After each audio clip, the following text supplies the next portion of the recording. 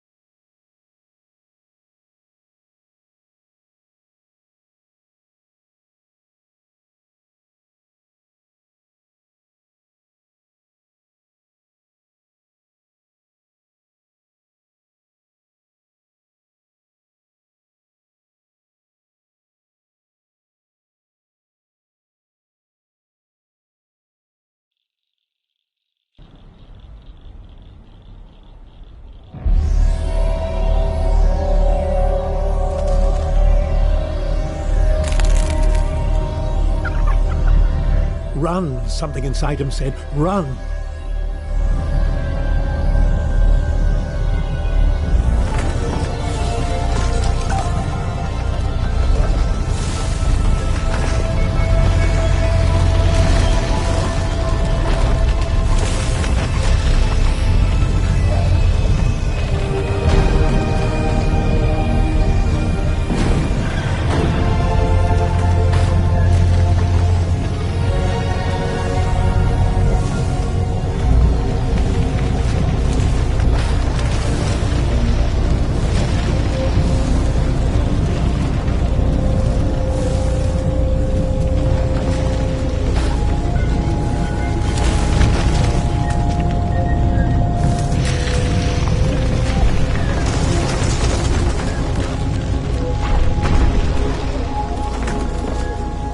The great crushing thing, the great cylinder, had stopped.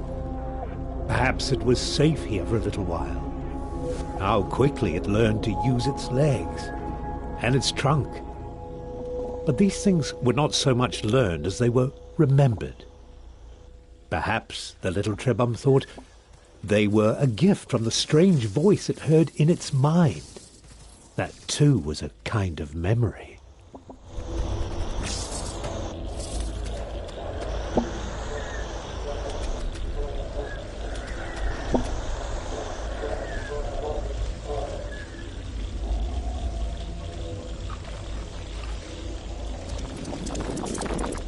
Just when it was starting to get used to its legs, the food from the jumping creature gave it new ones. With the right substance as a catalyst, a Trebhum can transform and adapt to many challenges.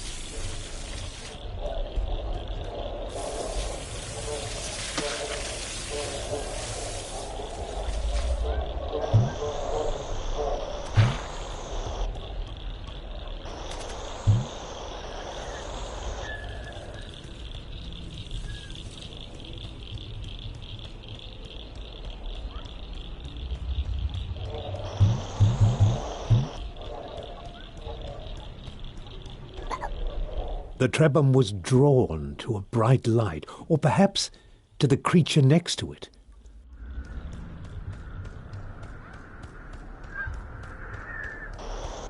Except for the grass growing on the Old One's head, they were very much alike. Surrounded by this light, the Trebhum knew things it had not known before. It knew the older Trebhum had carried this light for a long, long time, and it knew that now that responsibility had passed to the next generation. Yes, this young Trebhum had to carry the light to those great towers in the distance. It could have stayed here to learn many old things, but the cylinder would not allow it.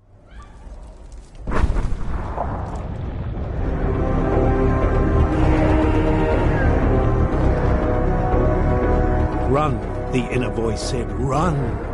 The towers would not stop the cylinder unless they were activated.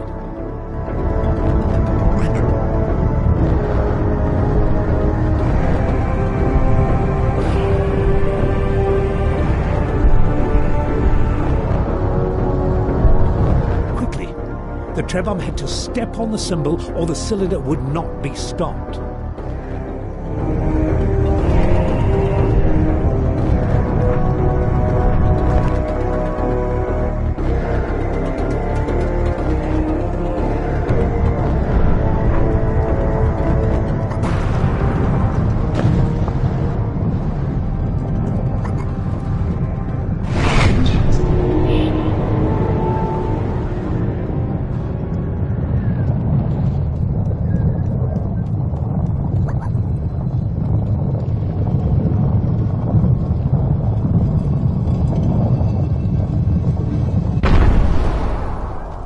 The voice inside the Trebhum's memories assured it that while the tower stood, the Trebhum would be safe.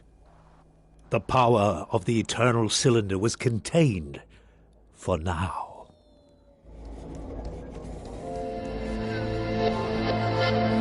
This relative tranquility gave the Trebhum a chance to think about its family. Trebhum are not meant to live alone, so where were the others?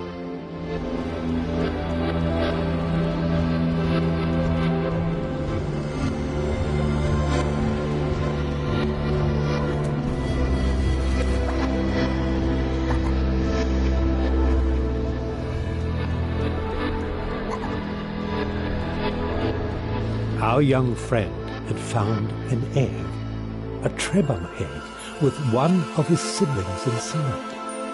The egg had been abandoned, but it could still be made to hatch. All that was needed was a source of heat.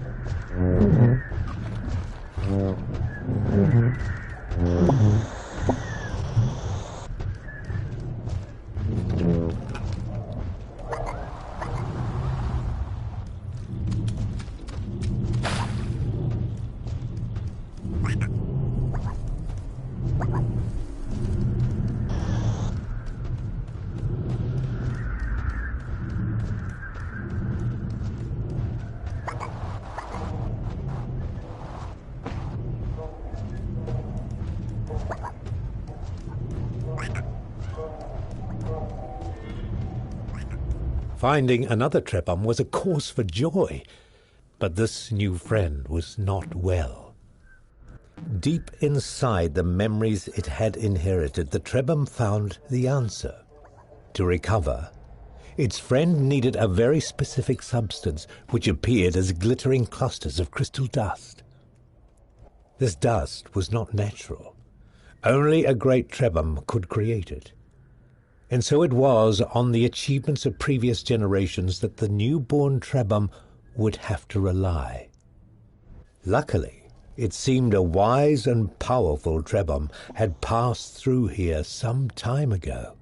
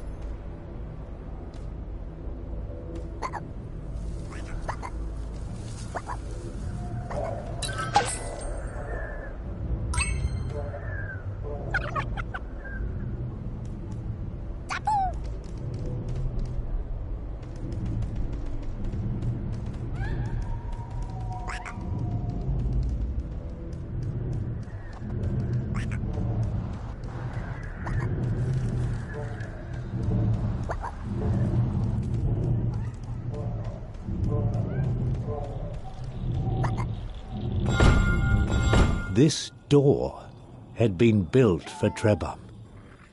It gave them hope that in this large and dangerous world, some places had been made for them.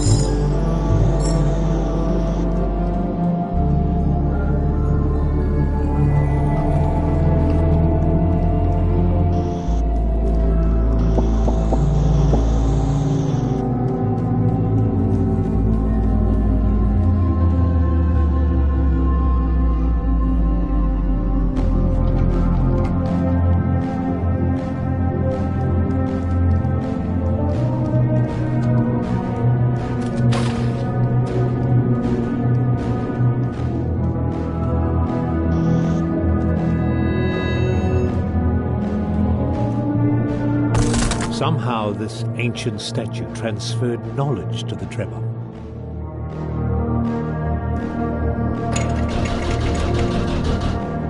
It was as if a memory had been stored inside it, waiting for someone to absorb it. And as soon as this knowledge had entered their minds, the Trebhum realized that there was a great library of information hidden away in the web of their memories. But why was the knowledge of a specific ingredient placed here in this Trebhum made of stone?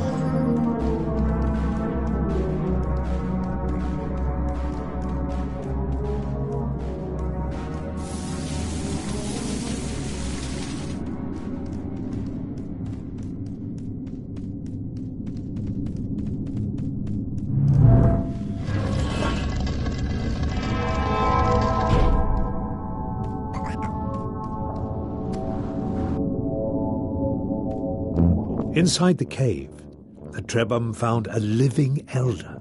It had been waiting in this chamber for a long, long time. The elder told them it was happy to see some friends before the cylinder came. It said, "You are young, so you never knew the time when our people could shapeshift at will. We Trebhum are inheritors of a vast tree of abilities, abilities passed on to all future Trebhum. But this power is being taken away. Beware the servants of the cylinder. They will seek to hurt you at every opportunity, and they have the power to rob you of your abilities. But if you persevere,